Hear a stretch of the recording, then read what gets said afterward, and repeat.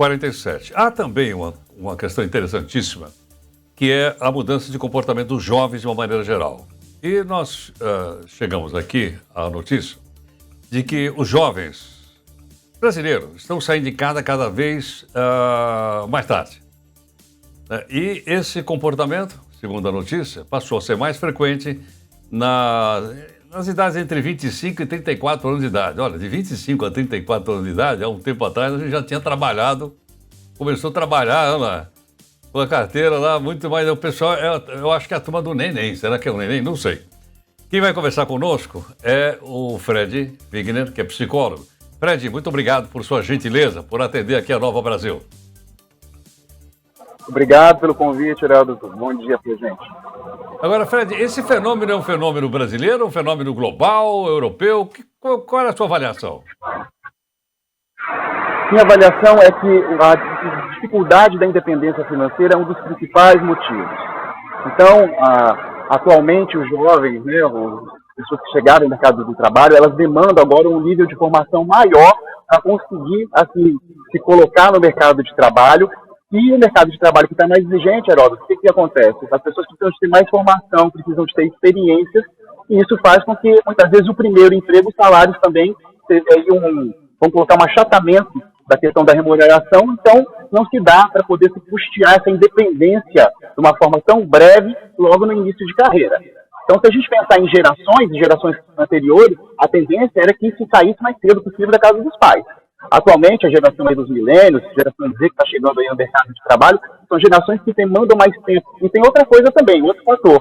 Quando você está na casa dos pais, você tem um certo estilo de vida, e aí quando você está em início de carreira, e quando você tem que fazer aí a busca da independência financeira, você também vai abrir mão aí de algumas regalias, abrir mão de alguns comportamentos, de alguns padrões que você estava acostumado.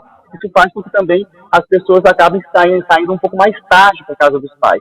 Então, para mim, tem tudo a ver com a independência financeira e a questão dos salários também, e é o nível de exigência que as empresas têm e de experiência para poder ocupar cargos e posições mais altos. Agora, Fred, também não existe uma certa acomodação, pô. Ela, de ficar na casa dos pais e tal, sabe como é que é? Ela... Tá difícil vencer o complexo de Peter Pan, né, Heródoto? Então... Uma coisa bem lembrado. Uma coisa interessante também, no meu ponto de vista, no meu olhar, é que a gente também nunca teve adultos como adolescentes tão infantilizados assim também. Então a gente tem uma geração também onde está difícil de ter um amadurecimento psicológico, ou difícil do desenvolvimento, né, da autonomia, porque você ter independência financeira tem tudo a ver com a sua questão de escolhas, autorresponsabilidade, comprometimento, você dá conta da própria vida. E aí a gente acaba tendo que lidar aí com o nosso Peter Pan interior, né, com a nossa criança que não quer envelhecer. Um outro detalhe muito importante é que essa geração mais nova, que está no trabalho, a geração que a gente pode chamar de geração Z, tem uma outra relação com a questão de sucesso. Não necessariamente é um salário alto, mas sim uma empresa que fale de a questão da diversidade, uma empresa que fale de propósito, uma empresa que trabalhe com a questão de sustentabilidade, que é uma empresa que não prejudica o meio ambiente. Então, hoje em dia também, os jovens que estão entrando no mercado de trabalho, eles têm uma relação diferente com a questão do salário, com a questão do dinheiro e do sucesso. O sucesso não necessariamente está associado ao cargo mais alto ou ter um grande salário, mas sim ter um trabalho que gere propósito, que gere conexão, que gere sentido. Compreendo. Agora, Fred, o fato, por exemplo, do filho, da filha, estudar em outra cidade ou em outro país ajuda também vamos dizer, esse desmame da casa dos pais?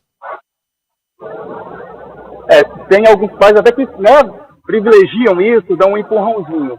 Olha, Heródoto, é uma boa experiência, tá? Eu também trabalho com orientação de carreira vocacional e, assim, nem todo mundo também tem maturidade emocional para poder ficar longe da casa dos pais por um tempo. Então, existem os dois cenários. Existem pessoas que se desenvolvem e existem pessoas que não dão conta e aí retornam, enfim, ou até mesmo adoecem.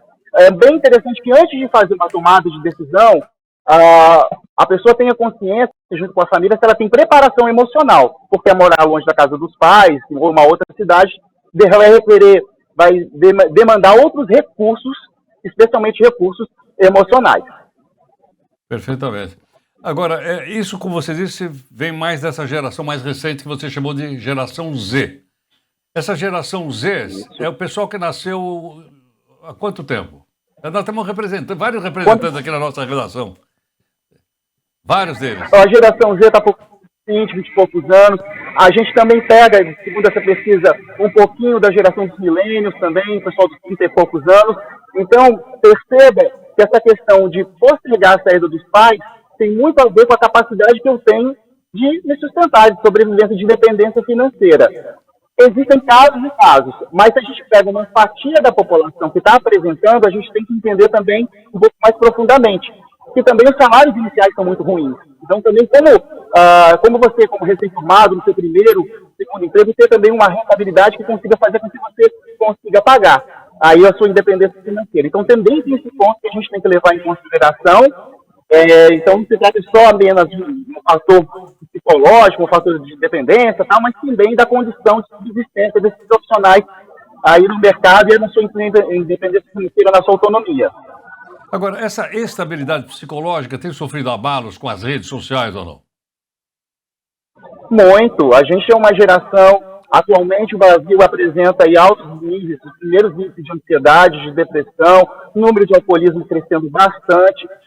Estamos numa sociedade doente, né? Cada vez mais você precisa, inclusive as empresas têm contratado programas de qualidade de vida, saúde psicológica, têm contratado também plataformas que vão dar suporte aos funcionários. Isso tem se tornado um hábito, porque uma das competências, inclusive, que mais se desenvolve na liderança atualmente é a inteligência emocional.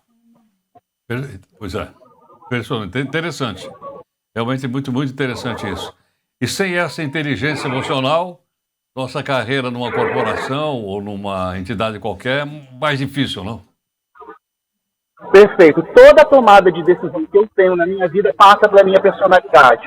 Quanto mais autoconhecimento, mais autoconsciência, saber os meus gatilhos, saber aquilo que faz com que eu exploda, perca, né, o meu temperamento, que eu me desequilibre, e tiver consciência, melhor eu consigo gerenciar. Ansiedade todos temos, momentos de tristeza todos temos, mas é importante que a gente consiga entender os gatilhos e como gerenciar isso. E não tem outra palavrinha, é autoconhecimento que dura aí a vida toda. Perfeito. Fred, muito obrigado por sua gentileza, por atender aqui a Nova Brasil. Obrigado, eu. Eu que agradeço ao psicólogo Fred Figner, conversando conosco. Aí veja que coisa interessantíssima. Aliás, eu até descobri duas coisas. Uma é que quando eu vi que esse pessoal aqui da redação é da geração Z, eu cheguei à conclusão que eu sou da geração A. Dá uma diferença de idade. E já que ele falou em inteligência emocional, se cair na sua mão o livro do Daniel Goleman, Inteligência Emocional, leia, porque o livro é muito bom. É uma coisa extraordinária. Ele lembrou agora pra gente aqui, o Fred Fix. Cair na sua mão, leia, porque vale a pena.